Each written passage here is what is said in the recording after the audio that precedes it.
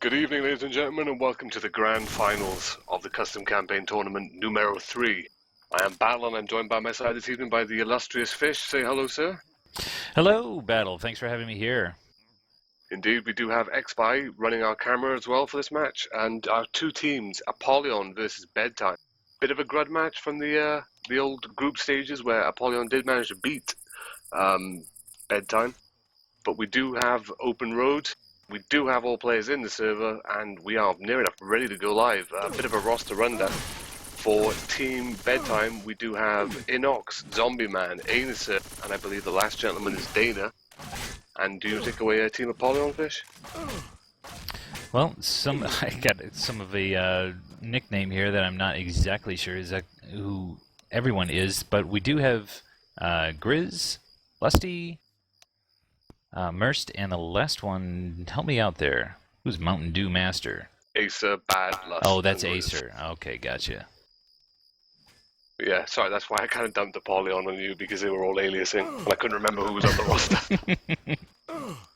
But anyways, this is going to be a real exciting game. It's been a pretty exciting road. It's starting off with 24 teams spanning the globe. We had Russian teams, Australian teams, several European teams, and plenty of American teams as well. We even had teams down in, I believe, Peru.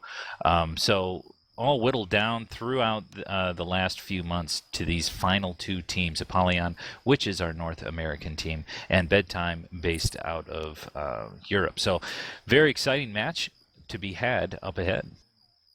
Well, it should definitely be a good one. I mean, we did see Apollyon beat Bedtime earlier on during the tournament, and it's one of their only losses as well. But as you did say, we did have a lot of diversity this tournament. We had teams from all around the globe, some upsets, some quick eliminations almost for some teams that we were expecting to get a little bit further. But Bedtime have definitely been one of the teams that have been consistently performing well, even on the American-based servers and the American scene in general for quite some time. And of course, Apollyon, I think, are probably ranked at the #1 spot for most tournaments that they enter now.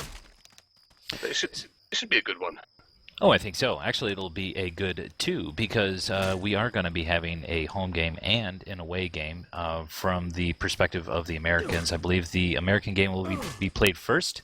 This is a Chicago-based server, and then we are going to switch on over to the European-based server for the quote-unquote away game, which would be home for you, I would guess. But I think those games are going to be back-to-back, so stay tuned right here for about 3 hours of some high-intense, high-octane Left 4 Dead 2 championship gaming. You say 3 hours, you know it's not going to take 3 hours. We're going to need like a 45-minute interlude between map 1 and map 3, and then there's going to be a massive delay between game 1 and game 2, and everything's going to go bad. No, don't say that. Let's not get off here on the wrong foot. I think it's going to go seamless. It's going to be all kinds of fun. We are just waiting on one more person to ready up before we can get things active. So why don't we go ahead and bring you back into the game. We can kind of give you a little bit of flyby of the level. We are going to be playing open road, so we can see right off the spec HUD off the get-go that we are going to have somewhat of an early tank, a 29% tank with a 61% witch. So I would say typically with the 29% tank, they're probably going to take this right down here in this little shed area and probably rotate up this hill to where the pickup truck is and this couple shacks up here, wouldn't you say? Definitely, that seems to be the most common place for the survivors to take this tank. I mean, you don't want to go back too far because it does open up quite a few spawns for the SI. There is also a hittable log here as well, right near where the survivors are now at the safe room. So you might see Tank try and play that in as well. You know, I got to say, with all of the open road games that we had, and I think at the time, we've played open road, what was that? Was that round 3 or round 4 of the CCT tournament? I don't think I ever saw any of the tanks actually try to work that in there. They've all either been in different positions throughout the map, or the early tank has just been pushed so aggressively by the survivors to keep that out of play. So I would probably anticipate survivors doing their best to keep the tank from even thinking about dropping down there.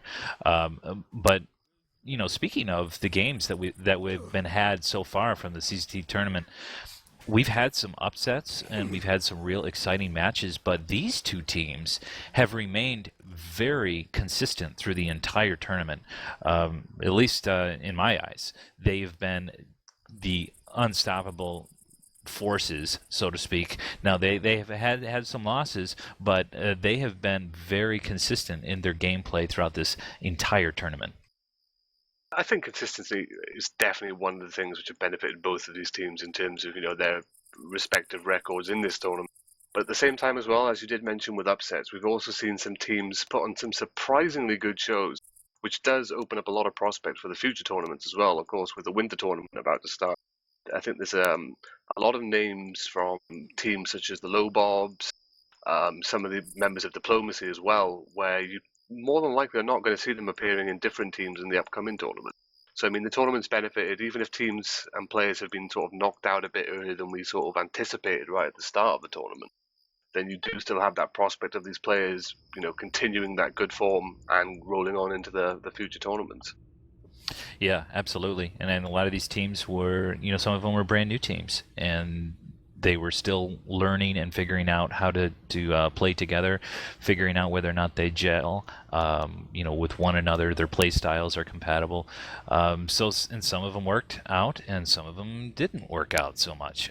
So some of the teams, like you said, maybe carrying on to the subsequent tournaments. We've got RBTW coming up, which is a real big tournament. Winter, that will be starting mid-January. So we're going to let you get through the holidays, enjoy Christmas and the New Year's, and then we're going to delve right into another monster tournament. So look for a lot more excitement here on WatchLeftForDead.com, and it looks like we are going live between the final match of Apollyon and Team Bedtime.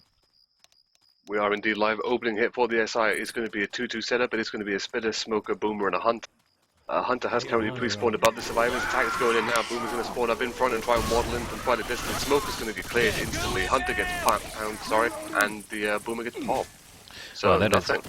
Very, very efficient shutdown there. All survivors still sitting at 100 hit points. It almost seemed like that SI hit was a sack just to get that tank spawned in. And the tank is up in the hands of Inox. Do we want to switch over to a war room? Yeah, let's take it to a nice rock landing there with the tank. Let's take it over to an SI war room. Reloading. Guys ready? Yep. Wait, I'm ready. Guys ready? 3, 2, 1, go. Let's go. Bullet coach. Rock on. Nice rock. Yeah, good rocks. Good damn, just keep it up. Keep that shit up, though. I'll push you. Oh shit, just push them if you want to push. Rock and make your biceps work properly. Be Pasha. Be fucking Pasha. Almost not. Just keep Remember, you can go on the other side as well. Don't do too much chip. Close. Look at Rochelle if you want to look at someone. I'm ready right now. Attack them right now, they're split. Ready? Yeah. 3, 2, 1, let's go. Go, Enos. Yeah. Get risk. I'm trying. Oh fuck. Look at him. Got deep. Attack. I'm getting blocked. Yeah, I was so. Yeah, sorry. Like, It's fine. When they come and push me again, you will attack them. It's fine. We got all the spawns. They can't push now. They won. They're harassing you though, careful. Okay, you're fine. Don't take any more chip though, because yeah. Close. I can rock him, I'm sure I can rock him. Yeah, you can rock him. Just Don't fall off though. I am ready. I can pull him. ready. Yeah, Don't take attack any much with- shit. Yeah. 3, 2, 1, let's go. Chris. Oh. Boom. Out far away. Yeah. You won't push. No more chip, no more chip. No more chip, yeah. You remember you can go on the right side of it, yeah. There's Look at them, holes look at you them. can watch through. Look at him, still look at him. Yeah, in This- front of you. There's a hole you can look through. Oh shit, you're losing a lot of frustration for that. Yeah, just- Oh shit, that was bad. You should, it's Oh, fine, it's man. fine. Just go in next to it. Yep. You should start to go in. Boomer, fuck. Yeah, don't worry. Just go in, start to go in. Tank win then. I'm going. Reloading! Let's Got a single boom? Fuck. Teleport in the bin. Help! They will die. Oh fuck. Get out of there, the tank. Nice rock. Just get out. Where? Oh no, I know where. There's no ladders there. Yeah, No, it's fine. Yeah, Rush forward though. You got a hittable there as well. Just hit the punch it up towards them. No, I will. This will be useless. Yeah. Chill. Go on the can roof, block you can it. block him off the side if you go on the I'm roof. second. Yeah. Fine. Yeah, but keep spawns, you can go straight. Yeah. This No, way. wait, we'll go away. This Let's way go though. with Tank, he's still okay. I mean, we can still go with Tank afterwards. Fine. Get a good boom, we can wreck them with the Tank. Side there. Wait for tank there. You can scratch this door. Don't die. They'll win for you. Right? Come on, Tank. Wait for the, I think. You gotta land the boom though. Tank is stuck. Oh, Pasha! Pull your biceps. Tank is stuck. You guys ready? Yeah. No. Okay, ready. 3, Yeah. 2, 1, let's go. Go. What guy? Okay. Who's cap? It's fucking tank though. What is tank doing? Come on! What is he doing there?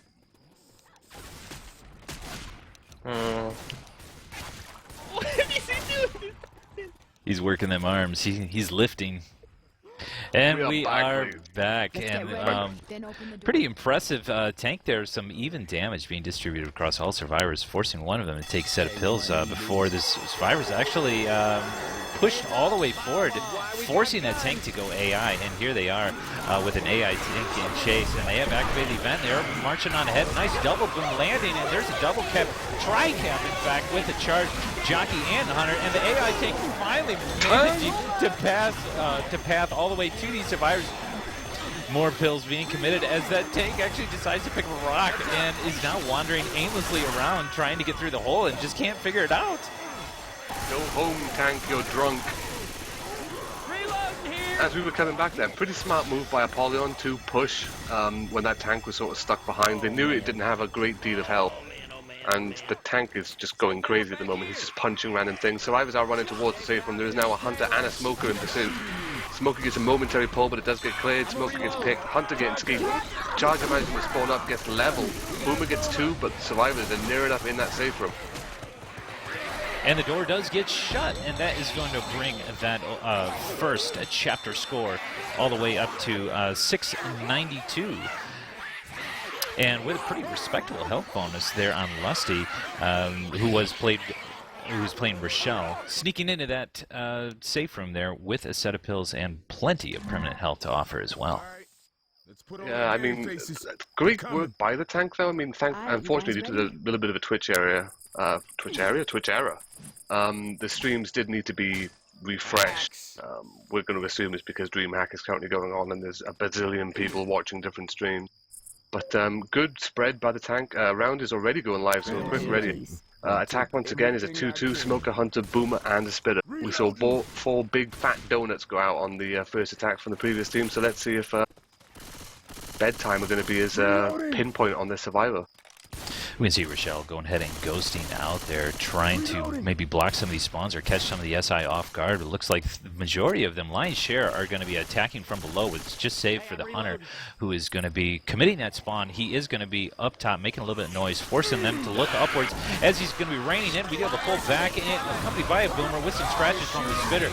And the Hunter did land on Inox for a little bit of damage as well. Well, we do see more damage going in from the opening attack. Survivors are moments away from triggering the tank. They're going to have to be careful not to do it because the tank does spawn relatively close. Close enough to get a rock, but he is going to get pushed by these survivors. We're going to run it over to an effective war room actually now while the tank just takes 1,000 chip. No bueno. Let me see. What's that, boom? Yeah, let me see. Nice. Go, Smoker. Go. Reloading. Where the hell do you think you're shooting? Oh, damn it. A lot of them. Wait, no damage. What do you mean? Look at the smoker was there for like forever. It's like a rock. The room sucks. Coach is outside. Yeah, spook him. Give it. Yeah, bro, that's what I'm doing. Shit. Reloading. Okay, cool. Nice. No, I should have waited on that boomer, dude. I thought. It's alright, it's alright. Just wait.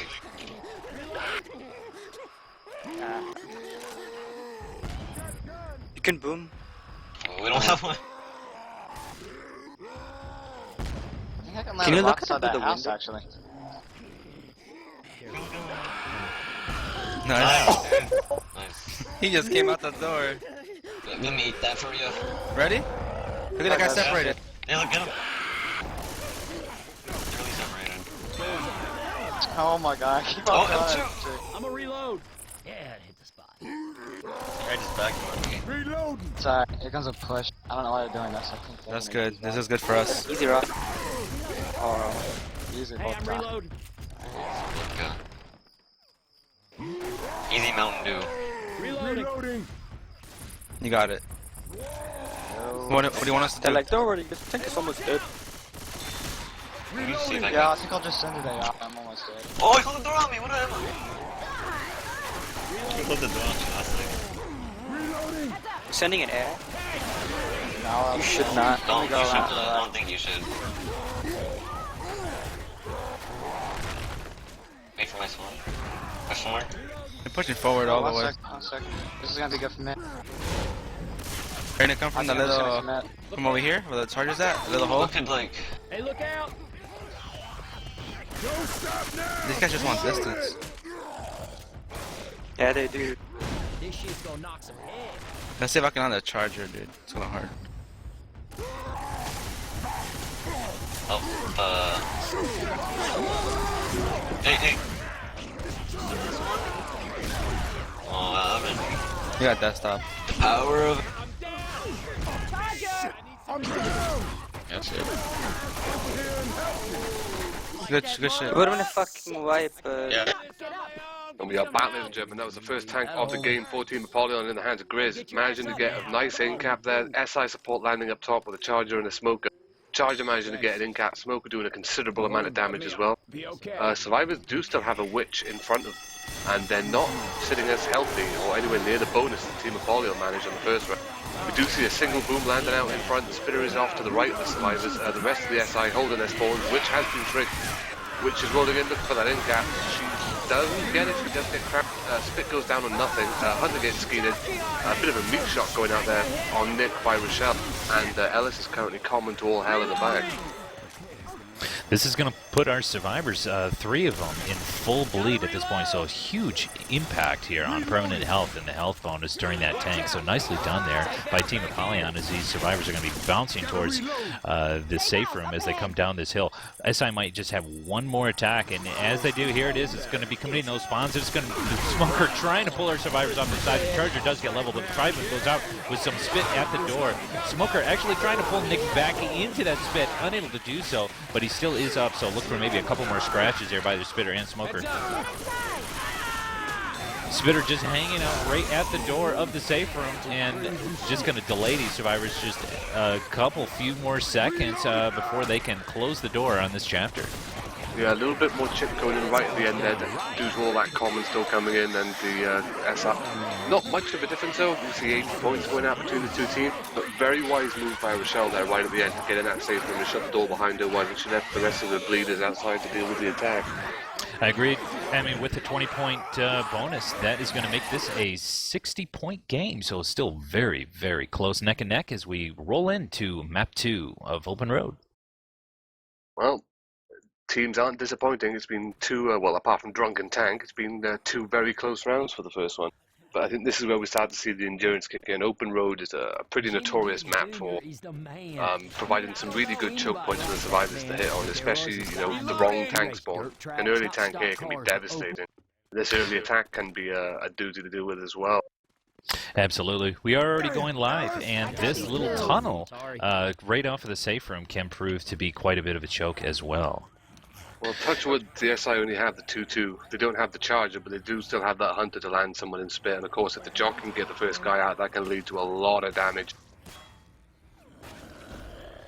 With a 28% tank, it's very possible that, well, that's probably going to be in the sewer, don't you think? I think it might be the one that triggers as they reach the manhole.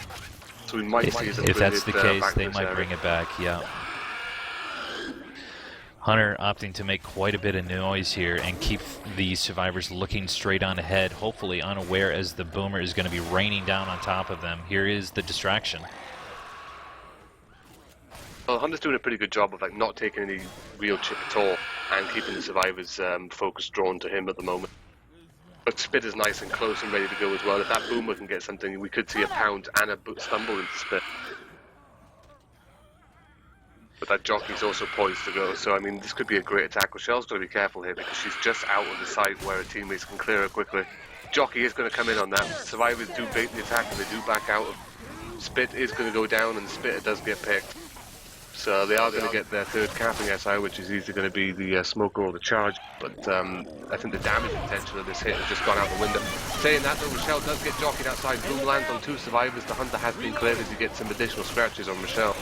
Well, that's a pretty respectable first hit, considering the hit was pretty heavily baited out, especially the Spitter.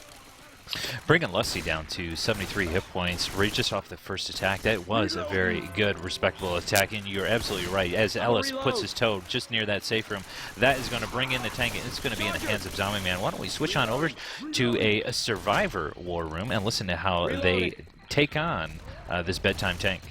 I like this play. Hunter! You blocked the back.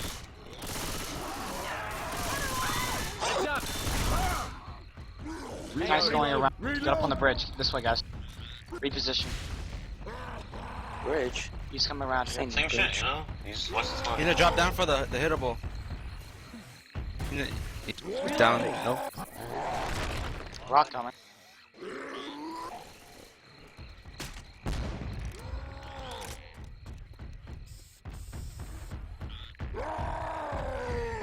Guys. Let me near him. Yeah. I hear Hunter around. Car. It's in a good zone. Nice, boomer's down.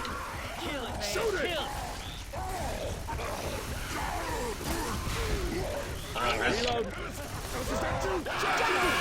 What about tank? We got a Hunter. Sending me down the hole. Cleared. Rock coming, guys. It's on the bridge. We can push. We can't. No, don't drop. It's okay. Drop enough. Come on back. Jesus Christ. Play here. Just underneath the bridge. No. Someone's dead. 2K, at least. I like that. Focus on the bridge. Focus He's right here. He's in there. Okay. Watch out, respect. Nice. Alright, cool. I'll be the tampon. And we are back, and that was a Zombie Man Bedtime tank delivering some serious pain here to Apollyon, as the SI support team was actually walking away. Literally, that jockey taking one of our survivors for quite a ride. He's going to need a cigarette after that ride. Yeah, it's a bit of a shame actually. I mean, I think the tank could have got out of there a bit quicker. Most of the damage actually coming from the SI being the jockey. But even then, like when the tank, when the attack, when the boomer gets a nice double boom, tri-boom, Charger falls down, lands on the survivor's head and charges in the wrong direction. Coach is going to catch a proxy here, he's not careful, but a Hunter has landed on him, taking him down the ladder. So a good amount of damage once again going in, this time on Nick. So the SI are definitely doing a good job of spreading their damage. But I think they could have got a lot more out of that tank fight. The jockey with some excellent separation, tank there to cover. And also a Hunter there to cover as well. But the Hunter was still able to let a survivor get around, resulting in the jockey clip. And definitely saving Apollyon from suffering a full incap from that hit. It did look that, I mean, the tank was doing just fine babysitting that jockey, and actually they doubled up the SI coverage on it, and then they wasted their chance on maybe creating some more separation or doing some more damage. But overall, though, if you look at it, nice tank, nice damage, and we still do have 4 survivors here, so they did handle it okay. We do have the witch being triggered and drawn as our survivors are going to retreat back down through the little sewer drainage area for this draw, anticipating the SI spawns. And it looks like it was pretty close to just being Uzi crowned, and it almost looked like Coach finished her off with a melee to the face. Yeah, so there's the witch cup to be dealt with. Hey, some guns. Probably good on Bedtime's choice there not to hit on that. Because I mean, they backed up to an area which is a lot easier for them to deal with the incoming SI. We do have the traditional bait now with the ladder choke one. We do have a charger up top. Coach is going to get a lot of damage in on that charger though. There is a spitter, smoker, and a jockey ready to go as well. But coach is sat in a position where he's pretty comfortable. He can't be spat on. The jockey lands. Well, he can be charged though. His hitbox does protrude just enough where the charger can charge his head and actually lift him up out of that manhole and go for the charge. So that can happen, especially with a spit charge here. Look for that to potentially be one of the considerations for this SI hit. Well, definitely. I mean, I didn't think it was the same because I know they've added a very similar modification to the Parish choke point, Parish 3 specifically. So if that charger can indeed grab coach out of there, I mean, as long as but the charger's repositioned himself now that he needs to kind of be behind coach, otherwise the survivors can just shoot straight up the ladder and clear him instantly. Well, exactly. Plus he already took 50% chip, so I mean, he's probably going to be shot down dead before he even gets close. But yeah, he definitely can charge the head of the survivors sticking out of that manhole coverage, because there's like a little platform of pipes that they can stand on, which is theoretically supposed to make this choke point a little bit easier, a little bit more manageable, and it does. But if they get charged, that charger actually reaches down and pulls him up, and so if Spitter could just spit at the top of the manhole cover, that could be your typical charge spit attack. Well, we are ready there, but what I would like to see here, if the survivors, the SI, well, they can't do it now because it's too up. If the charger had gone in on coach at the top of that ladder and pulled him up, Spitter could have spat down, Jockey could have intercepted the guy coming up, you'd have 3 survivors trapped down there, and still the smoker left to pick up coach after he was cleared from the charge. So it could be quite a bit of damn damage, but coach is going to get up top. Smoker gets pulling on Nick, charger and jockey looking for the intercept. Coach is still trying to free Nick, he does get the free. Charger looks for his fist, but he gets shut down as well. But that is the whole attack cleared very quickly and very efficient. Only one left is going to be that Boomer is going to kind of get beach balled around, looking for a boom, unable to find anything. So that is, like you said, that is going to be the shutdown. So as our survivors are going to be going ahead and clearing off common as quickly as they can before they head inside the cave. Well, survivors are doing a pretty damn good job now of preserving what's left of their bonus. And one thing Apollyon does well is when they play their survivor rounds, they tend to stay very tight, very close together, and they do focus down them charges when they can. So obviously worst case scenario in this area is someone getting ledge hung or potentially death jump. But as you can see by Apollyon's way around this map, they're hugging them walls just to make sure that charger, if he does get a spawn close to them, isn't going to get an easy line into the pit.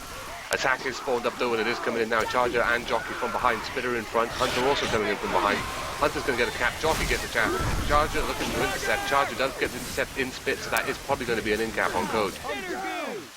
And I was actually worried that the Charger going there, he's offering quite a bit of God frames to Coach. So I thought it was going to mitigate some of the spit damage, but it was just enough to get that in cap. So they do have to lift Coach back up to his feet as they activate the Director Horde event. By breaking down those boards, that's going to bring in quite a few Director Hordes as they march on forward here. And the next hit is going to be assembling right now. It's another 2-2 with a Smoker Hunter, as it looks like Boomer is trying to find that spawn right by this deuce and a half. Well, I mean, I guess the only benefit to that previous attack landing, well, before that, I'll get on with this one. There is a Boomer coming in from behind. He is going to get popped. The Hunter is still jumping around trying to distract the survivors and delay them a bit more. There is an alarm car here that the SI can hit on, but it is right by the safe room door. So if this attack does not land well for the SI, it's going to be the last one of the round. Yeah, additionally, it does look like the Smoker's not even going to be positioning there, but rather instead on the safe room roof. And there is an attempted smoke out on Nick, unable to latch on to anything, accompanied by a Jockey who is looking for that spawn, and the Hunter's going to be rolling right now, so this is going to be the hit. Spit going down preemptively, unable to land on anything, but the only thing landing there is going to be a smoke on Nick for a few ticks of damage, and they are going to be shutting the door on this safe room, which is going to bring Team Apollyon to the safe room with a total of 1,832. Yep. So a nice 520 bonus for Apollyon once again, showing another solid performance on their survivor play. And of course, one thing that you did notice, even though some of the attacks, especially later on in the map after the tank that Bedtime landed, they all managed to land them on to people who would bonus. You know, Nick and Coach. Coach obviously having no bonusing as he was taken down to about 2 HP off that Jockey at the first tank fight. And as the map progressed, Nick was taking considerably more damage as well. So I mean, excellent way of playing tampon for the team and preserving bonus. But we are going to see the round go live. Opening hit once again is going to be a 2-2 setup. It is a Boomer, Spitter, Hunter and a Jockey. We did see Team Apollyon bait this one pretty damn hard, managing to pick a spitter for their troubles. But the SI are all poised, apart from the spitter, above the survivors. Hunter has pre-spawned and he's looking for that damage pounce to kick off the wall behind. Jockey looking to go in as well, as is the Boomer. Hunter is now going in. Boomer does get a spawn. Nice try boom going out. Hunter lands momentarily. Spit goes down on that. Exploit is on my Hunter's a charger, which is devilishly confusing. But the jockey has been taken out as well. But what the hell? They didn't have a charge in the field, did they? I saw that as well. So it is going to be approaching tank time, and there the tank has been triggered. It is going to be up in the hands of Acer from Team Apollyon. Why don't we switch on over and listen to Team Bedtime take on this tank? Shoot him. It doesn't matter, it doesn't matter. He's far away now. SMG and safe now. Okay. Okay. I do it. I do it. Okay. Everyone beat the shells behind, they can spawn there. Yeah, Remember? I'm staying far away. Okay. At the end. In between, so.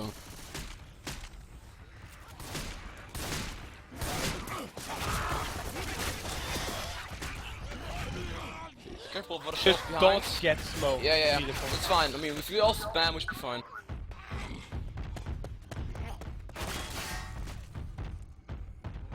Still a little bit back. Yeah, don't worry. Don't worry. Be happy. Then.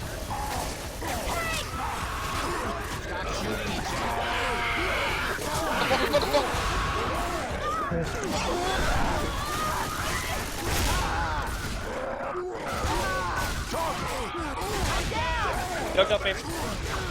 Shoot him. He's dead, bro. Shit. It's fine, it's fine, it's fine, it's fine. It's fine. That's the important thing. We're alive. Get up! And we are back, ladies and gentlemen. What a devastating tank. I'm not exactly sure what the decision was there. I know that method can work out sometimes, but when you have a strong SI support team, you just cannot count on the sheer amount of chip that you're going to need to put that tank down before it's going to reach that small confined safe room area. What a devastating amount of damage that was delivered there. That was a great deal of damage. Unfortunately, Boomer whiffing his vomit there. So I was going to take the flat at a choke point, but there is going to be a Boomer above them. There is also a Spitter, Hunter, and a Charger.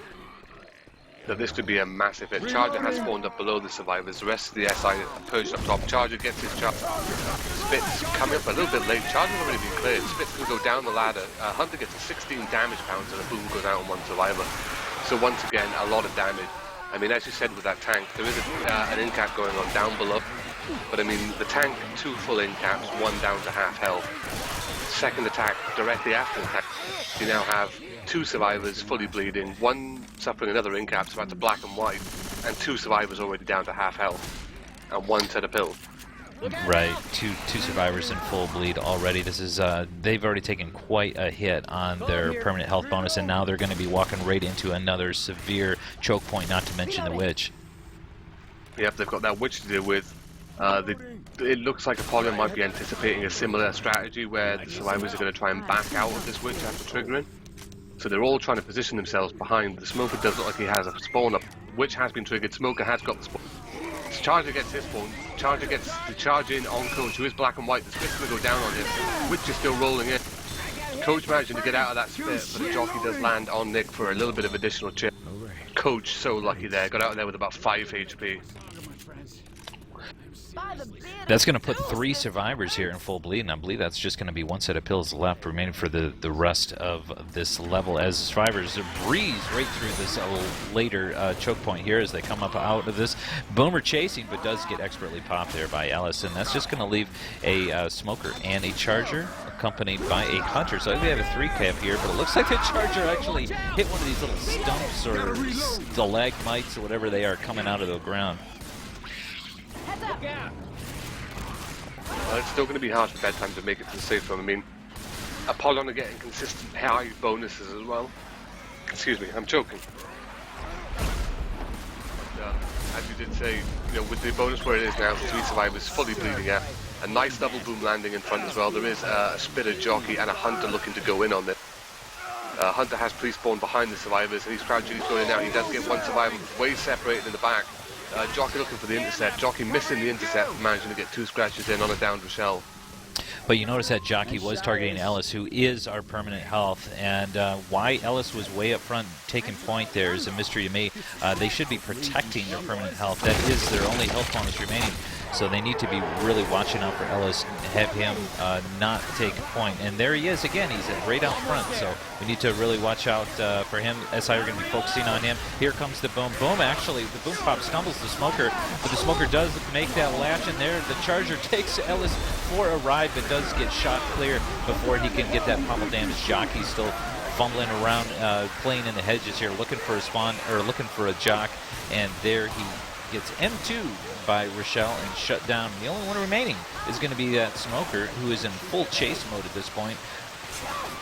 Does manage to get a pull there on Rochelle just for a tick of damage, but that's enough for the Spitter to land a nice puddle there that's going to split a couple of these survivors. And the Hunter finds that spawn, going in for a quick scratch, and gets one scratch before getting shut down. That's going to be the door closed on this chapter, bringing their overall campaign score all the way up to 1,364 because of the 20-point bonus from the Witch Crown.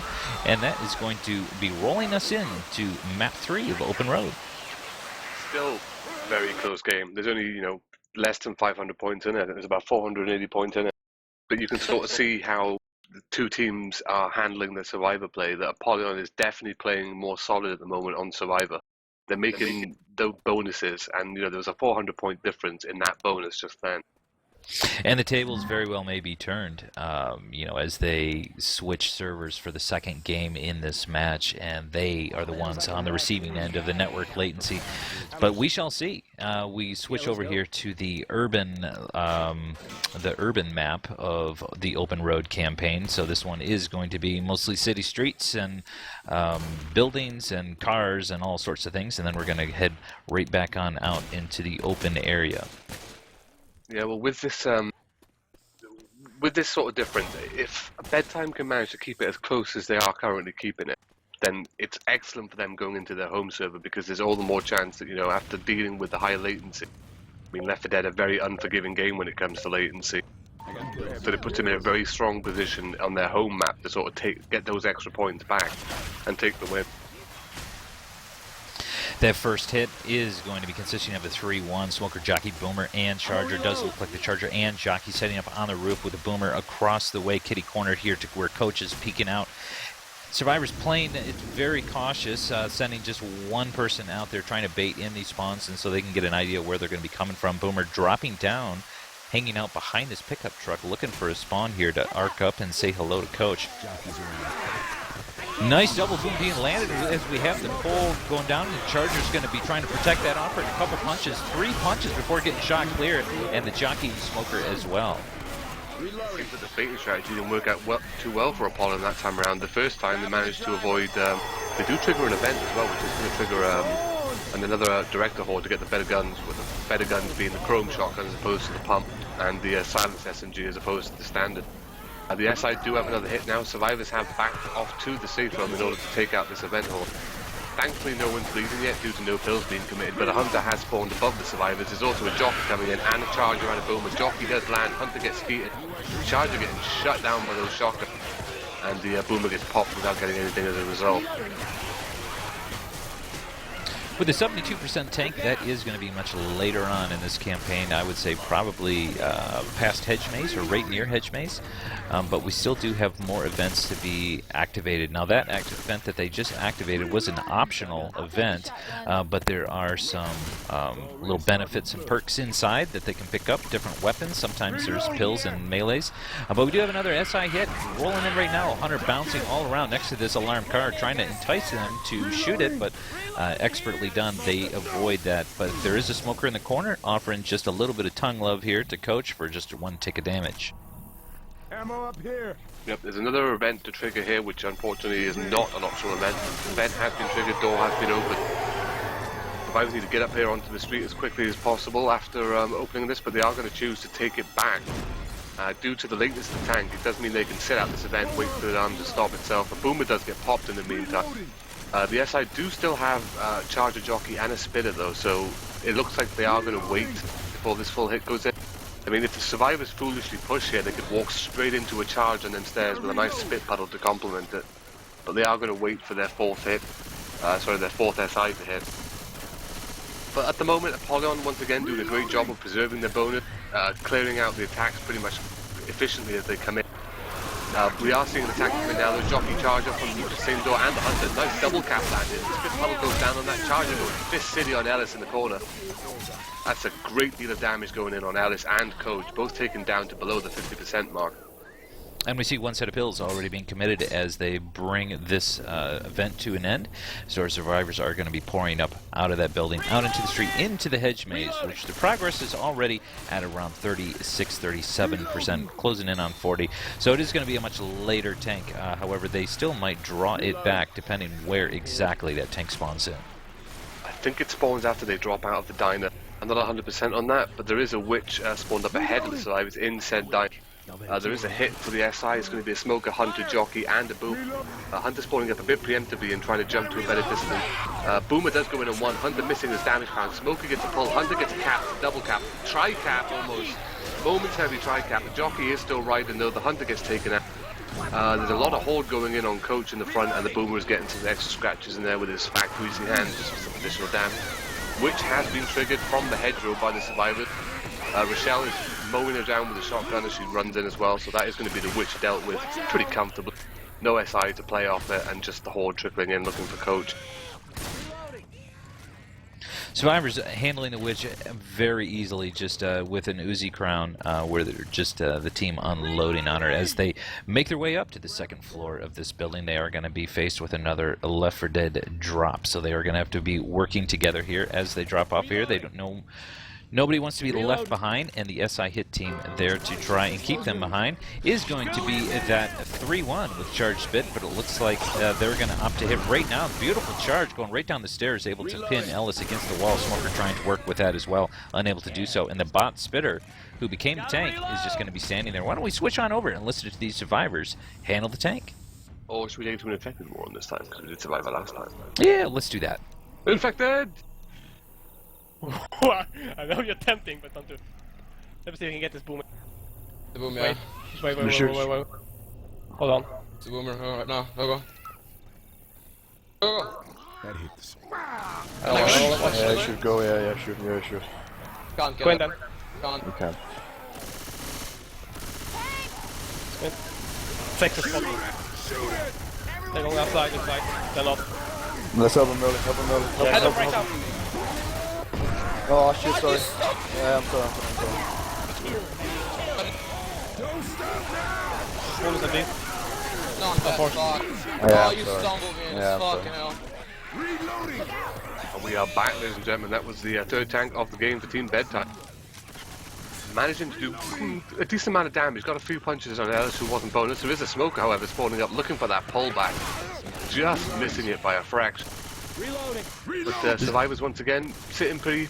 3 sets of pills. There is 3 survivors bleeding though. But Lusty, once again, Rochelle doing an excellent job of preserving that bonus. So they are going to have to protect Rochelle, and it does look like she is taking the middle of the pack right now, so hopefully not the brunt of some of these attacks. As we can see, the Smoker missing that pole, just getting cleared, and the Charger getting shot down. Boomer able to find Coach all the way in the background, and some random spit going in to hopefully delay some of these survivors, but they're going to be able to sneak right around it. There was another set of pills just committed there on Nick as they are coming dangerously close to the safe room door. Gotta reload. With the Spitter getting shut down real quick, and the Hunter going in for a last minute scratch, the door does get closed with the Hunter inside, and that is going to seal up this round for Team Apollyon, and that's going to give them a chapter score of 1,164 due to the 20-point bonus from the Witch, and a campaign score of 2,996. So let's flip this coin and see how Team Bedtime fares playing as survivors.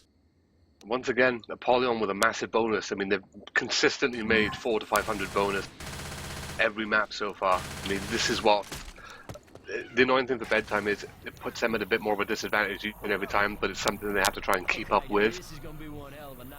I mean, you can't have that situation now where if they get wiped by this tank, for example, that's going to put them near enough 700 points behind. Round is going live, however. We do have a tri-cap for the opening hit. We do have a Boomer, Charger, Smoker, and a Jockey. We saw a considerable amount of damage going off this first hit last time when it was in the hands of Bedtime. Let's see if Apollyon can match up to it, or whether we will see a more solid survival performance from Team Bedtime shutting down this attack. Does look like that Boomer is still choosing that trucks for their spawn. We shall see just how effective they're going to be, because it was just done to them. They did land a double boom before. No spawns being committed now, just common getting whittled down.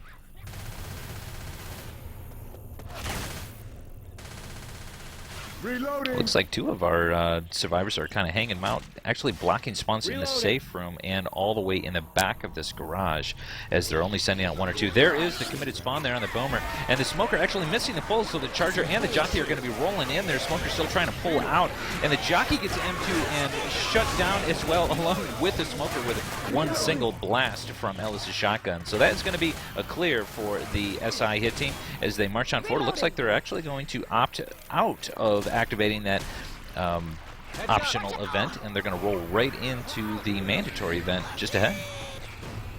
Well, I think they know now, because of how much distance was put between this event and the tank spawn, what guns are ahead. There is a Hunter pre-spawned in pursuit of the survivors. Survivors going upstairs. Charger does land, but does get hit very quick. Nice double boom landing in the back and a momentary Hunter pound. Smoker's going to get a pull off that as well. Reloading. Not too much damage going in, thankfully. SI have now been cleared. Survivors have backed off to the room upstairs. It looks like a pretty solid place to take this in. All the horde are funneled in through this one tiny corridor up the stairwell. And that's, of course, the only place where the SI can spawn as well. So, great work by Bedtime getting to a position they're comfortable with taking this event. And that looks like that very well may be the end of the hordes that are going to be filtering in, maybe just a couple more, but we do have another SI hit that is already assembling, and that is going to be another 3-1 with the charged spits, and they are looking for spawns. And just like you said, that is a hard place up there for SI to find spawns. It's either all the way in the back or right around this little stairwell pillar. But that is going to be the end as Bedtime filters down from the upstairs area into the crosshairs of our SI hit team, and we have the Charger going in there, getting immediately obliterated, but the Spit Puddle going down there, really doing some damage there on Coach as the Jockey and the Hunter holding them in. It's a pretty even spread between the survivors at the moment. I mean, the SI have done consistent chip to all four of them. I mean, no one's in a particularly dangerous spot yet. I mean, they're all rocking 70 HP or above. But, you know, they've got the Witch to deal with now, and very momentarily they have the tank. Thankfully for the SI, it is going to be a 3-1 setup without the spitter. Well, for the survivors, I should say, without the spitter. But it is a dangerous hit, especially when a Witch is involved. Boomer, Charger, Jockey, and a Smoker, so ultimate separation. We do see a pop going in, though. Reloading. So we do have just those cappers up, which has been triggered. Jockey, Charger has spawned on the roof. They are coming in now. Jockey looking for that cap on Nick. He gets M2'd around. Charger missing and stumbling. Smoker gets a momentary cap. Gets cleared very quickly. Just Rochelle now shredding the Witch. Witch is bugged out and she's run off. Hey, ammo here. So I think it was probably a pathing issue, as one of the survivors that triggered the Witch jumped over that fence. The Witch kind of lost direction. Oh, Hunter almost landing on Anuser. Oh, and he actually gets the rebound, so that is going to be a few points of damage there delivered as the tank has been triggered and brought in, played by Lusty from Team Apollyon. So let's switch on over and listen to an infected war room. Do it. Chrome it. Just get a scratch. Nice. Reloading. Alright. I'll Hunter pull Boomer, outside, mostly. like...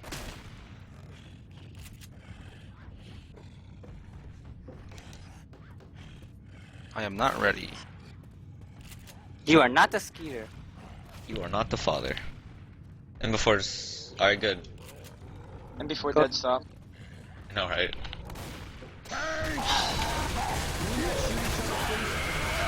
He's got that now. Let's wait. Nice, that's Gucci. Alright, let's go now. Alright, I got it. Yeah. Nice, last one.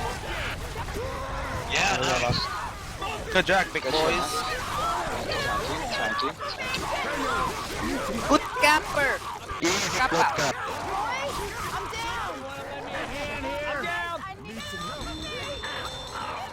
Ladies and gentlemen, that is SI support at its finest. What an outstanding tri-cap support going in there on the tank just after the tank was able to drop down there and get that initial corner punch. SI's rolling in there, able to get full separation and in cap all of those survivors. Magnificent job there. That is going to bring the scores up to 1,736 for Team Bedtime against Apollyon's powerful 2,996 lead. So we do have quite a bit of a score delta forming here as we roll in to map 4 of Open Road. Yeah, I think I've gone robotic as well. No, actually, you sound quite clear right now. Okay, well, it seems that my connection, while we were in Warham there, my connection was kind of messing up again, so I'm going to actually have Dragon come in and sort of take my place. Okay. I shall alert you when he's on Mumble, but you're going to have to move him down here, Expert. Let's get out. Y'all ready? All right, let's open this door. I've been powered.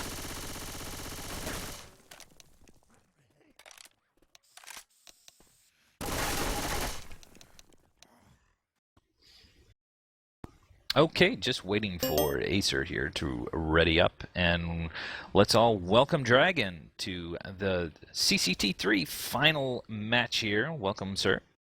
Hello, everyone. Only just got back from work. Had a Chinese takeaway as well, so I feel very, very stuffed. But yeah, I was surprised to realize the grand final's on right now, and Battle's kind of derping a little with his mic. So I'm here to the rescue. Well, we are going live, and this is map 4 as we have Team Apollyon sneaking out of the safe room. They are going to be met face-to-face here with 3-1, which is going to be that Charge, Hunt, Smoker, Boom, and it does look like we have that Charger and the Boomer on the safe room roof. With the Hunter already pre-spawned off to the side, Smoker is actually quite a bit off to the front, to the right.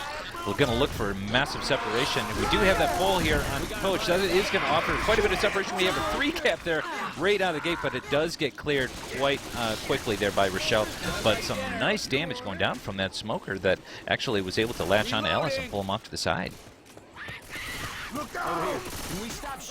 So with a 42% tank, it is questionable at this point whether or not these survivors are going to choose to run him all the way back to the safe room area, but there is a fence area which is very good at blocking rocks and offering a chip location to take care of tanks. Boomer going for that long distance boom there, but the survivors were onto it, so they expertly avoided that and gave him a pop. We do have a Hunter setting up all the way up here in the trees looking for a DP opportunity while the rest of the team assembles ahead, and that is going to be consisting of another Charge Spit.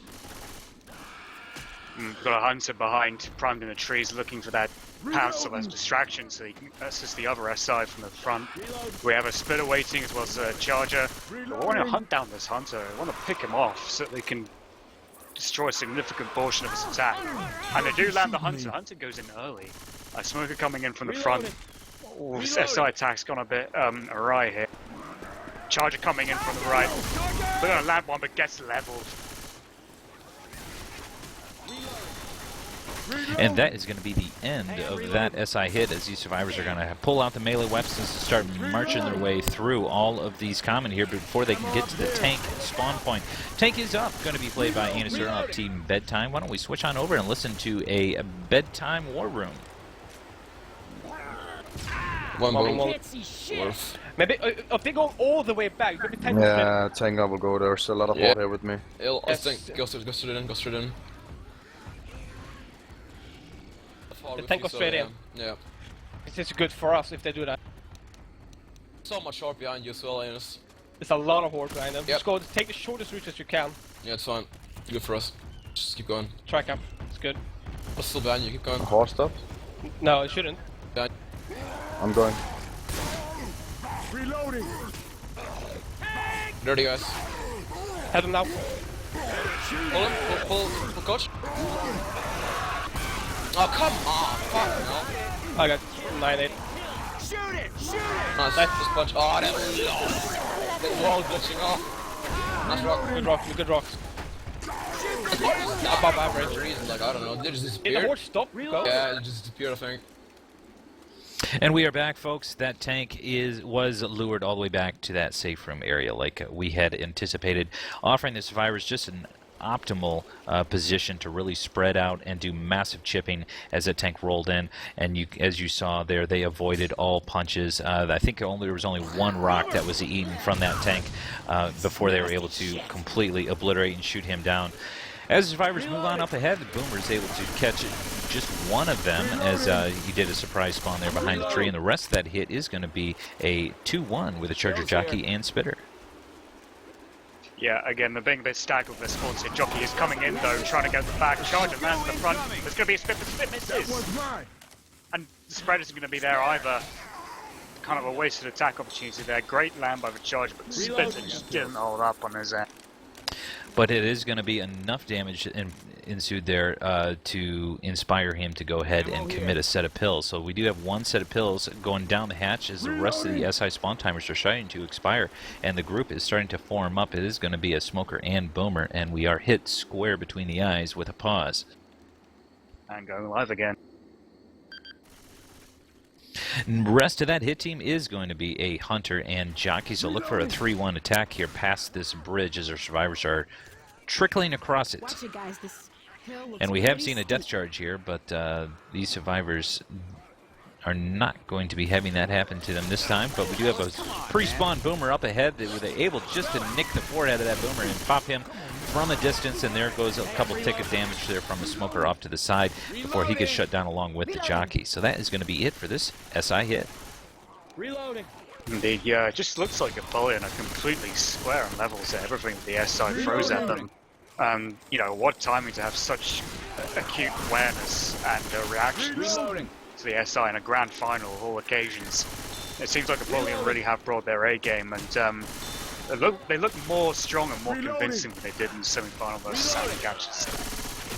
Well, sitting with a very, very healthy health bonus at this point, Bedtime really has their work cut out for him. Going to have to do some damage, and they certainly are with a quad boom and the charge and the spit and the separation pull. This is the damage that they were looking for. This is what they should have been doing earlier on today. This is absolutely devastating on Team Apollyon. We have the incap already happening, and the Horde is still pouring in here. What an amazing amount of damage that was just delivered by Team Bedtime.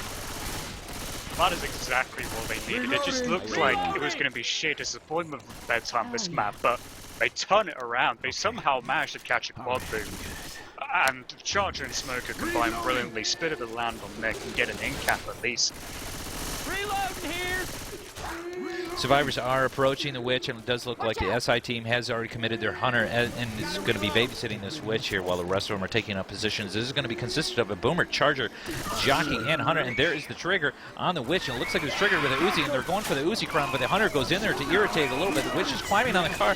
Boomer able to find Nick, and the Charger kind of goes for a YOLO charge while the Jockey grabs on the coach, pulling him off to the side, but they did get that extra 20 points with that Uzi crown on the witch. Yeah, but now Ellis certainly has no bonus whatsoever. Coach lost quite a bit of his to the Jockey as well. The Jockey rode him a bit longer than, or rode him a bit longer than the survivors would have liked. But having said that, you know, they've only suffered one incap, and that's still going to be pretty decent bonus for this map, which I assume is 600 distance, because the safe room is just right ahead where Rochelle is. Actually, she's about to make her way in now. Jockey's going behind. She closes the door to Jockey's face and lands on Nick. And a Hunter downstairs on the coach. She actually came barreling back out of that safe room to go help out Nick, which the Jockey retaliatorily latched onto him since he had the door shut right in his face. But that is going to be the door closed here by Apollyon on map 4 of Open Road. That's going to bring their chapter score all the way up to 600 distance, 988 plus the 20 points for the witch. That's going to bring them up to a full 1,008 points. So that's going to be a campaign score of 4,004. Very, very healthy score there for Team Apollyon on this campaign. So why don't we switch these teams up and let Team Bedtime play as survivors here. You know, that's kind of the mark of a very, very strong team, a championship winning team, when you can average a score of 1,000 points per map. You know, I mean, gone on a 5-map campaign, that's 5,000 points easily. So for those of you that are a little bit unsure how the scoring system is going to work between these two teams for a 2-game match, basically the score delta is taken into account for the second game, so the scores are added, and that will determine the final victor based on, obviously, who has the most score. So the difference is that this is considered the away game for Team Bedtime, since this is a Chicago-based server. So thus the latency is going to be in the hands of Bedtime. So on the next game, it will be a European server, and the tables may very well turn. We have gone live with the second 50% here on map 4 of Open Road, as Bedtime is trickling out of the safe room. Does look like they are trying to block some spawns here, and they're all rolling in. They're beautiful setup there with the smoker and the charge, and the double boom is landing, and the hunter gets the only non-boomed survivor. Outstanding initial attack here. Absolutely, yeah. I mean, it doesn't look like huge damage, but they spread the damage, which is kind of important. And if they can keep on doing that as a Roast Monday, then they can really pile it on consistently, and that's going to be hard, considering that Team Bedtime do have the ping disadvantage here. So the way they play Survivor, it's going to feel a little bit more restricted. The the commons are going to be more of a hassle to deal with for them. And of course, European teams do tend to have this tendency of not liking high ping that much. Oh, but Smoker gets hit, Boomer gets popped as well, Charger misses completely, and Spitter sort of just fails. That attack was tiny bit staggered, and Bedtime just reacted to it quickly enough. A little bit staggered, but probably because of that boom pop, actually stumbled the charge. I think the charge was actually almost on his way in, and they both spawned behind a tree, which was just kind of a little bit silly with that boomer getting popped there. But we do have a committed spawn here from the hunter all in the back. It's going to wall kick right off of the tree, trying to find somebody as the tank is getting spawned in the hands of immersed off the team Apollyon. Why don't we switch on over and listen to Apollyon play the tank? They might push. Yeah, there it is. Nah. Oh. No. Man. Now's their chance to get the fuck out. Damn, that was a good strat by Apollyon. I'm gonna copy it. That's a typical strat. Go back! Look, we have all this. Oh, and go for Boomer. Yep. Are we attacking here? You guys ready? Yeah, go. Get it like... I'm not fucking landing this boom, dude. There's no way to land this boom. Oh, I can't go these rounds. Oh, okay. What? I was stuck on something. Just grab site and wait for our spawn. Yeah, grab side. Take one chip. Reloading.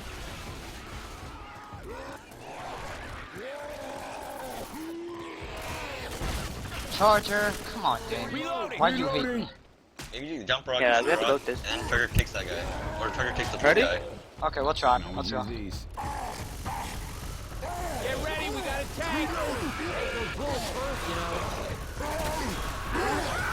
Oh my god.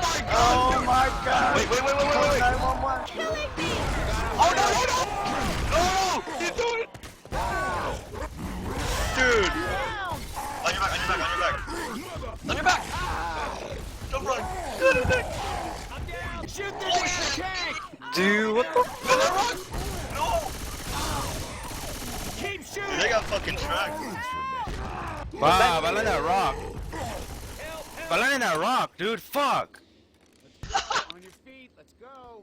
And we are back, ladies and gentlemen. What an outstanding performance by the Apollyon tank, just laying down the pain here, getting a fantastic quad charge as a SI support, and following that up with just a very powerful display of some separation with the jockey and smoker, pulling these survivors in separate directions, letting the tank kind of go to work with those arms and just deliver all kinds of hurt on this Bedtime survivor team. So as they are marching on out of recovery, we do have that tri-boom that was received there, but they did manage to clear out that SI hit. We do have a smoker and charger in trailing. We do have a full back here. Charger actually taking the full forward, but does get shot down clear before he's able to land that pummel. I picked this up just for you. I have to say that quad charge completely set up the whole tank. Brilliant quad charge, but I have to equally say, really poor awareness from Bedtime in that situation. They were tunneling the tank so hard, but I don't think one or two of them most probably looked at the charger and realized, oh shit, it's too late to do anything about it. So they all ended up eating a quad charge, and were fortunate enough not to actually be wiped by it, because that could have easily been a wipe. Oh, absolutely. It could have been. I mean, it was actually all up in the hands of Rochelle. I think was the only one that was still left standing and getting pressed by the tank. And she was able to dodge a rock and get the smoker clear. Next hit is coming in right now. We do have the Hunter and Spitter just kind of raining in from all over the place, and the Hunter does manage to get skated. We do have separation puddle from that Spitter that is going to hold Ellis and Coach off to the side. Ellis deciding to go ahead and put the waders on and slide through the spit here, but they are going to be finished off with that SI hit and moving on forward. Yeah, all they really do with damage limitation is just get the distance points to reach the safe from. They've really got no bows to speak of, and you know they're already in deficit to a team that's managed to score 4K after 4 maps. I mean, having said there's home and away leg, but damage mitigation, this home and away system is so important. Attack coming in though, Charger missing. Well, actually landed on the shoulder. Smoker has Coach in the back. Nick is getting swarmed like the Commons. Jeez, are being boomed. But that's the attack down. And they're still running around. But Anus has been incapacitated because he's on about 1 or 2 HP. He's going to be back up again and running it just a little bit quick with a bit more HP. That was an intentional grounding there on Anuser, so that, and offering plenty of time here for Ellis to run up and get a clear crown on that, which that's going to be another 20 points for them. Charger getting shot down very quickly from behind. Jockey as well, catching the M2, but we do have a hunt and pounce on Coach there, or a pounce in spit there on Coach, so that's going to constitute for a little bit more damage and bring him just ever so much down closer to that dangerous level of health. And I think Denox is the only one that's really sitting pretty as far as health. Yeah, but I mean now's the time. They've got another attack coming in. They've left Rochelle at the back. She's going to go down, but they've committed 2 SI on her. The Jockey's going to be around one of the hedges looking for his opportunity with 2 Boom. Smoker's been picked. Boom has come waddling in now to get that proxy on all 4 of them. And Inox has got to be careful because, now also Nick has been capped. 2 of them are going to be black and white now. This Jockey's like picking off, he's being a ninja but gets shut down. And there goes the commenting cap there on Coach. So that's going to be 3 down right at this point, and the Hunter going up to aggravate the pickups, and we do have a Spitter that's going to be climbing this hedge, trying to get the delay even further, and yes, it does get the delay, so Ellis is able to still sneak around, but the Charger looking for the spawn, coming around the corner, able to catch Ellis with just 1 punch, and that is going to be it. But we do have the Smoker rate coming in here real quickly. It's always a Smoker. Can he get that pull? He does get the pull. He's pulling him out of range, and unless we can get the clear from the 9s, I don't think that's possible. No. That is going to be the wipe, ladies and gentlemen. Nah, it was Ava's day. He should have picked a better angle to pick up the survivors from. I mean, when you realise that all the other SI have been killed, you just fear the worst. But that bullshit Smoker is going to come up at the last second before you, and you've just got to anticipate that at all times. Well, that's going to bring their chapter score up to 596 if you factor in the 20-point bonus from the Witch Crown, and that is going to roll us into the finale here of Open Road between our teams Apollyon and Bedtime. Yeah, this is, having said that with the ping disparity, even if it is home advantage, this is a very commanding performance from Apollyon so far. This is fantastic for them. They can certainly carry on this momentum into the second leg, regardless of them having the away disadvantage. And that's really what you need. You need to sort of come out of the blocks, strong and hard in our home away games, especially as the grand final is concerned. I mean, this is where it's all down on the line. Countdown was cancelled. Now it's going live again. And this is on to the finale now. Weapons over here. This is indeed the finale here of Open Road on our first game of our 2-game match. This is going to be a standard 2-tank finale, so there is not going to be an early tank and a no-flow witch. So they do go out, make their way through this sugarcane field to the barn area where they will activate the event, and have to live through 2 tanks before they can make a run for the Midnight Rider bus. Jockey's just sitting there in the tree, perched there like some kind of midget-sized Batman. And we got the Charger, I believe, as well as the Smoker and Spitter waiting behind a bush. But Apollyon, they're patient enough to bide their time. They're just sort of gingerly traversing the cane field here. Does look like Coach is actually ghosting.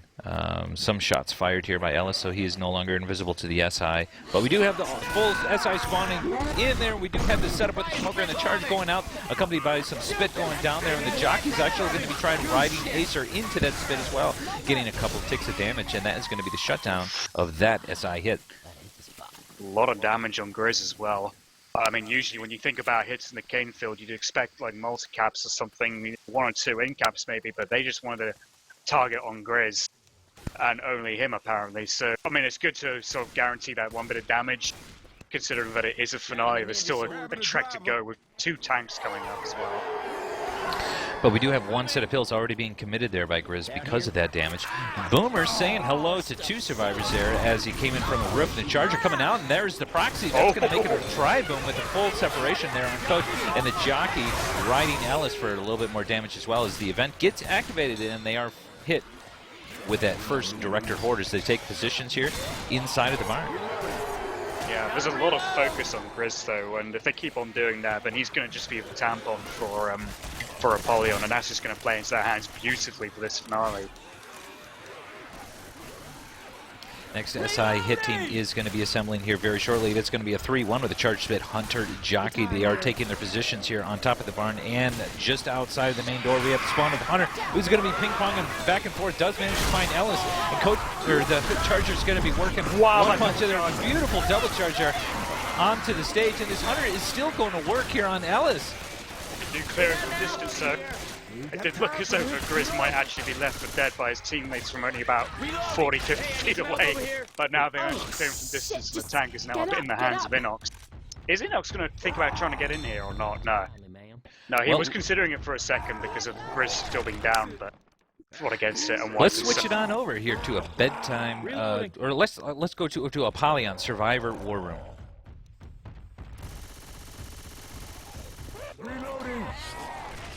I'm right behind you guys.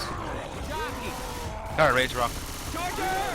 Hello, west, huh? Just stay near us. Like, I was in here, and he pulled me outside. He pulled me from the bush. Listen to me. You're gonna make it. Smoker seems to be slow. Boomer, he's in the bush. You feel that? It's gonna be a commit. Yeah. Watch the Boomer shotgun. Lost it too. Wow, this was not my plan. he's in. Everybody grab a weapon. Shoot that big mother. Switch, come on. Reloading. He's on gun. Reloading. Hey, shoot the shit out of that thing! Shoot the damn tank. Underneath this rock. This punch. Cold ample. He's almost dead. I fucking ripped him. Please kill. Can't do this on my own. Give me some help. Hey, keep shooting. Help. Let me do it. He's outside. He's right here, guys. He's extremely low. Maybe not that low. Somebody want to lend me a hand here? Charger. Hunter. Alright, nice. Lend me a hand here. Just make the pickup. Shooting. I'm gonna pick one. Alright. Did no one shoot him? I like shot so much in it. Go back to LOS, get inside the Nice. Well, at least the bar. I didn't catch the flu. All right. I'll take shots. Ammo here! Yep, I'm hurt of plenty. Come on now, put it behind you. You good? You two get up high with your bonus, okay? We need that. He's right there, you see that? God damn it!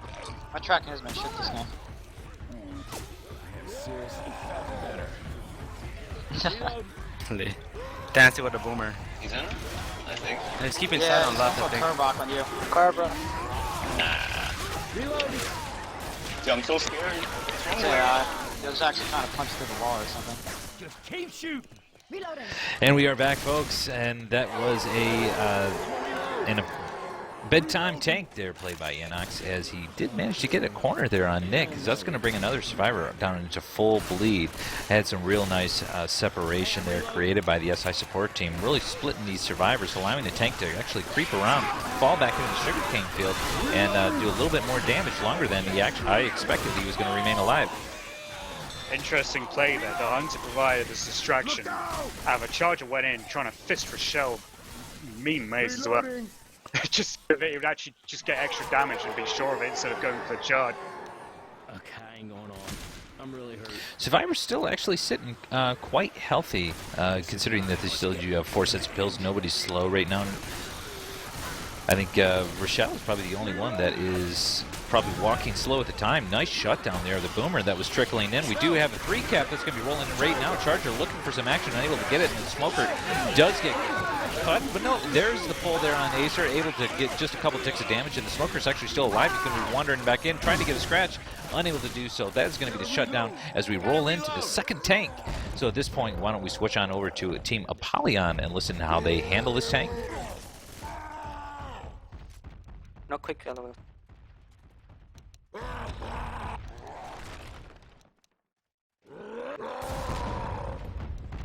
Careful. A hunter's I around. want to rock.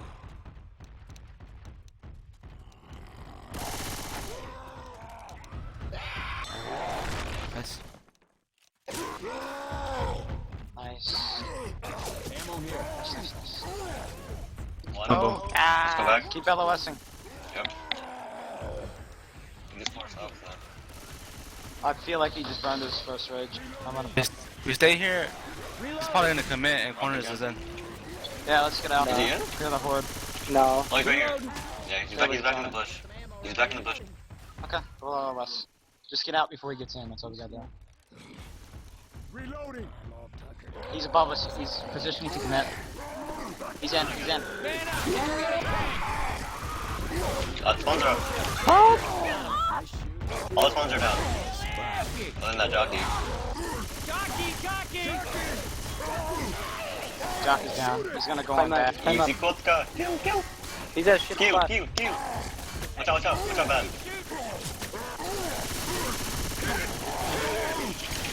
Oh, he is not killed.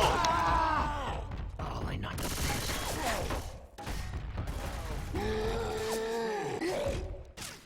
He's gotta be like 400 HP maybe. No more pills. And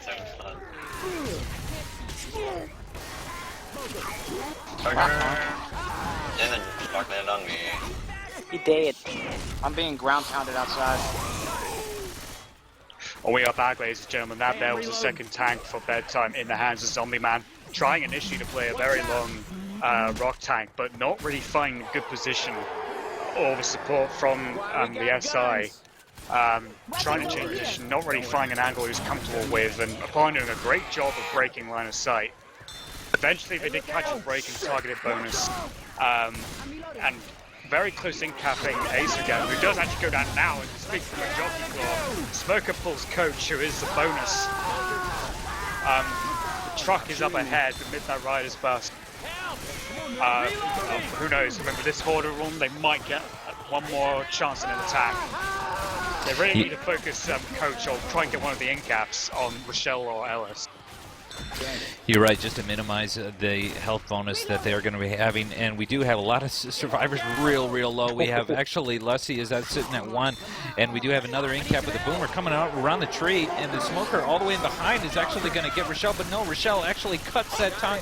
Nicely done, and the Charger gets shot down to nothing. That's going to leave just the Spitter up for some hopeful damage, and here comes the Spit Puddle. Unable to get a single point of damage as they just kind of taking care of what remains of this common horde. Ella's taking just a couple punches there from our common infected as they all get onto the bus. And we can see the wheels of the bus do not go round and round. Amazing what modern technology can do these days.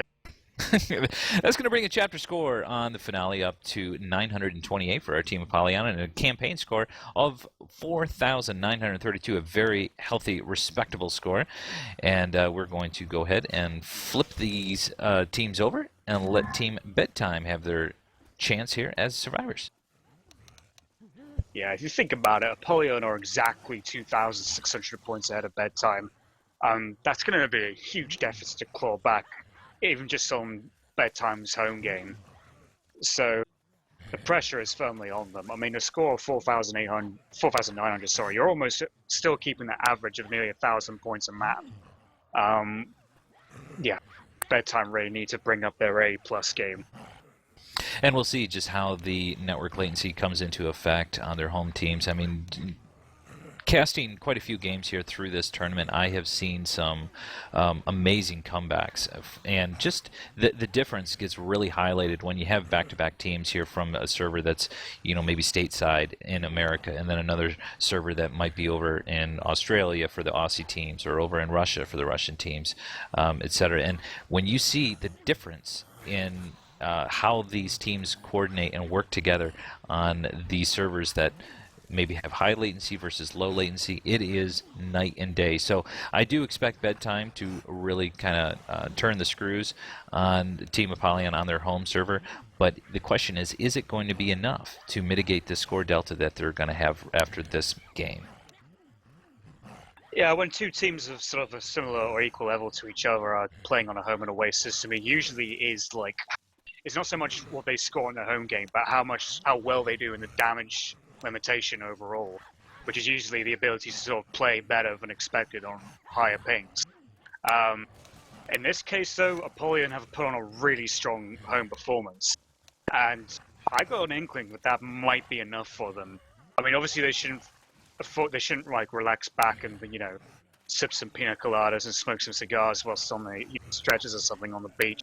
I'm not at all suggesting that, but they can control it with some patience and with a degree of confidence as well going into the away game with the lead they've established here. So long as they don't catch, you know, or take an unnecessary wipe of some kind, which is just ones that should never be eaten, but could be made more possible in away game situations. Right. Yeah, no, I think you're absolutely right there. It does look like we had a little bit of maybe some disconnection issues or some latency issues with some of our players who look to be reloading. And we have Lusty back in, but we're still missing one player, so we should be underway here very shortly, I would hope.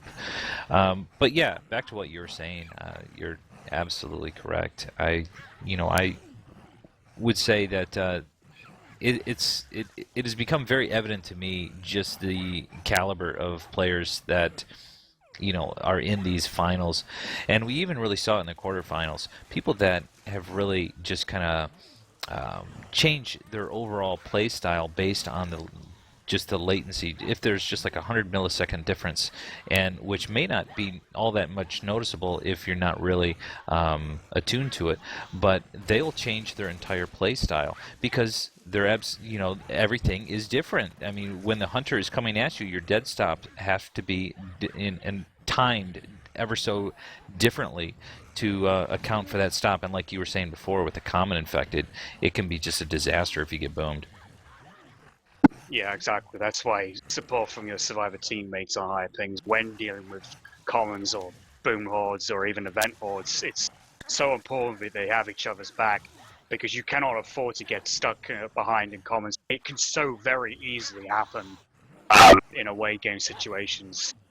Having said that, though, I mean, survivors with low ping advantage have also got to be careful as well when it comes to playing against a team of high latency with a tank, because I mean, if you don't pay attention to that, what can happen is that survivor teams can suffer, you know, what we refer to as a long arm situation.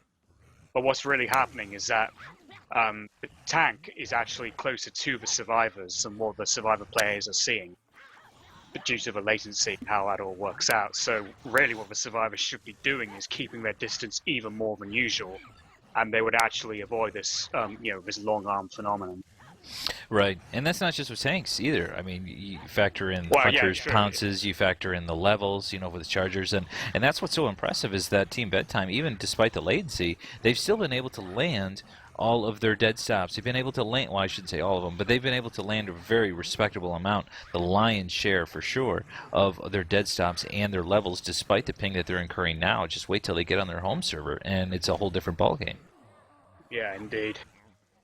The away server performance is going to be very interesting, but as we saw in the semi-final between Apollyon and Salmon Catchers, both teams were very evenly matched on the home performances. I mean, Apollyon only had the better of Salmon Catchers by a measly 50 points in home performances.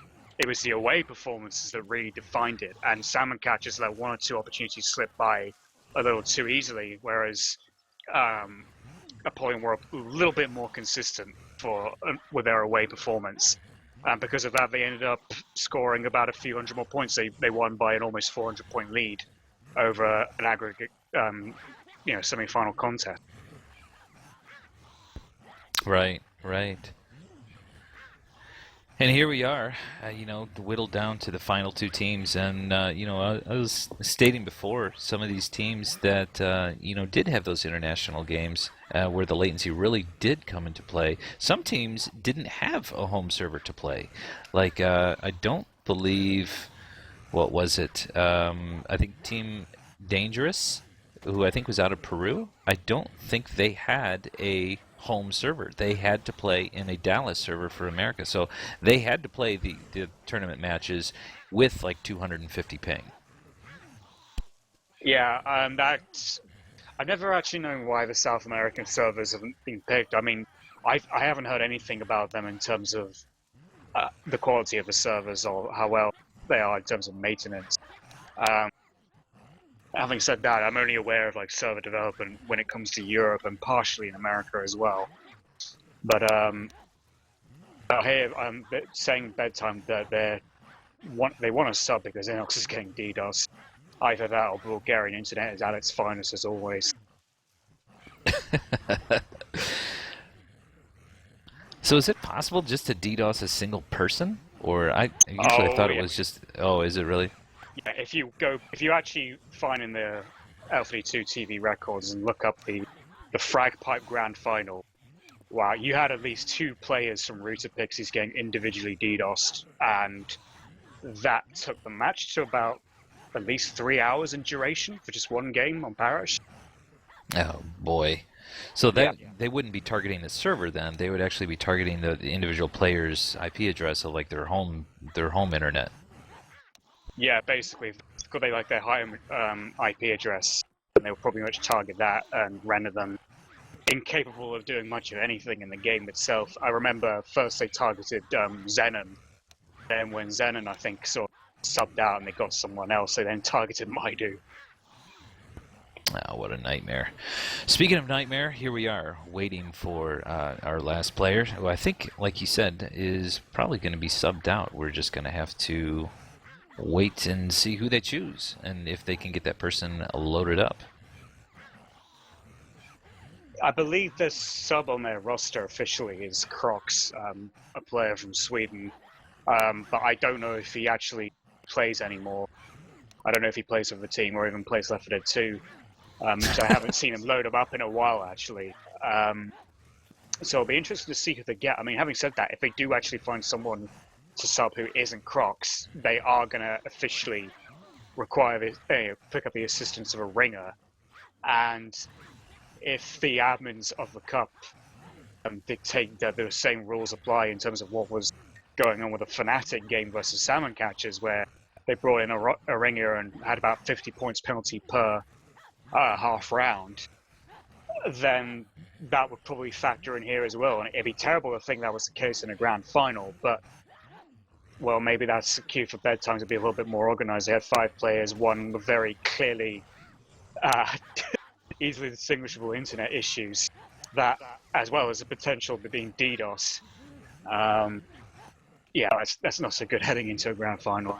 Yeah, exactly. I mean, well, they do say that they have a sub on the way, and whether it is the individual that is going to be on the roster or not, or if they're going to incur the 50-point penalty, that still remains a mystery. We will have that figured out here shortly. But as you said, that we are on the second 50% of the finale already. So if they do have somebody that is not on the roster ring for them, it is just going to be 50 points subtracted off of their score.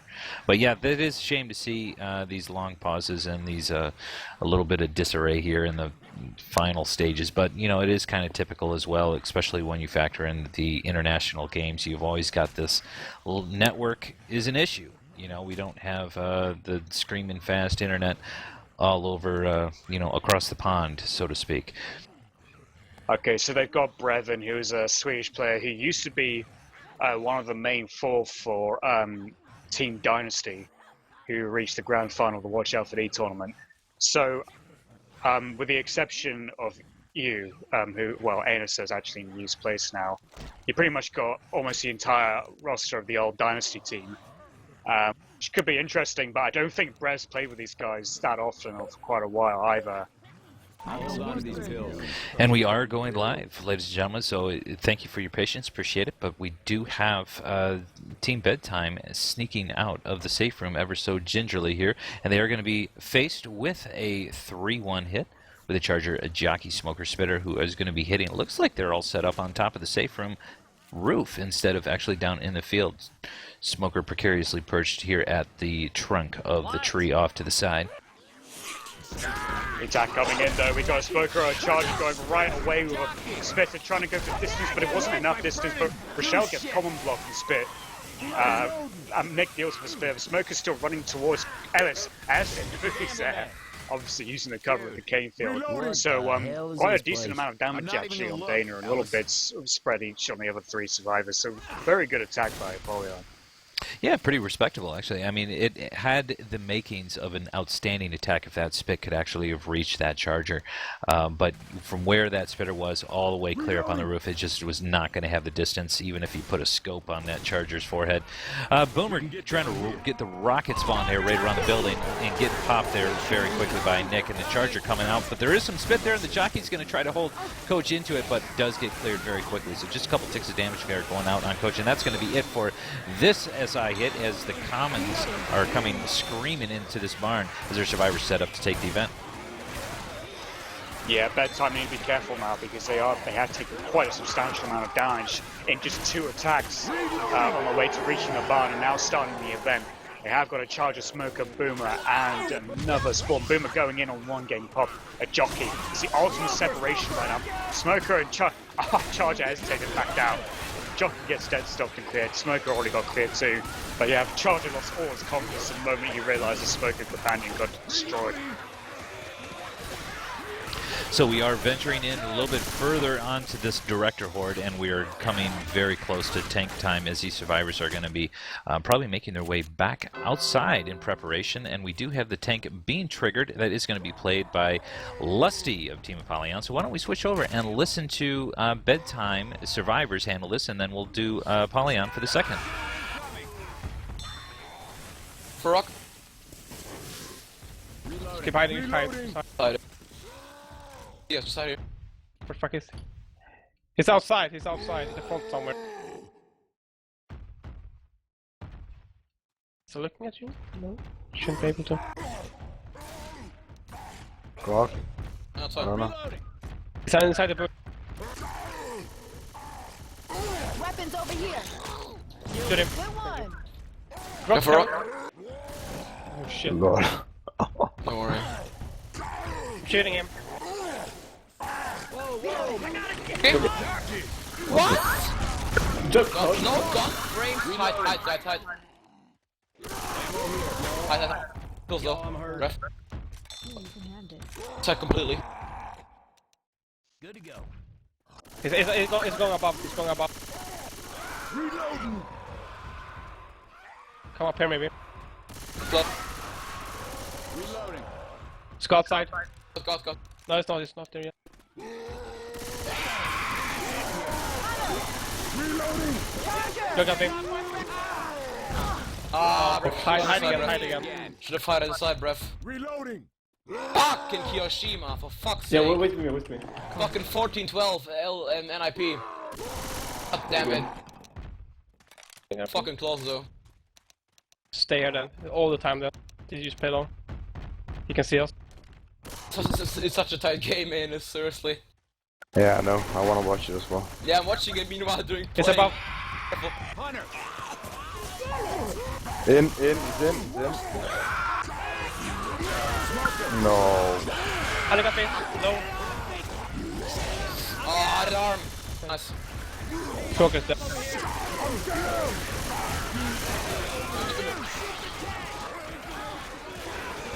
Oh my god. I was touched. Above us. Oh, come on, NIP, for fuck's sake. Head him up. He's going. Oh, God, jumping off me. Fuck. Shit. Help me. You can shoot through. Whatever.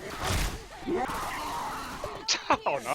Oh no. Oh, there's always a smoker. Down. It is always a smoker, am I right? That is going to wrap up the first game in this two-game match.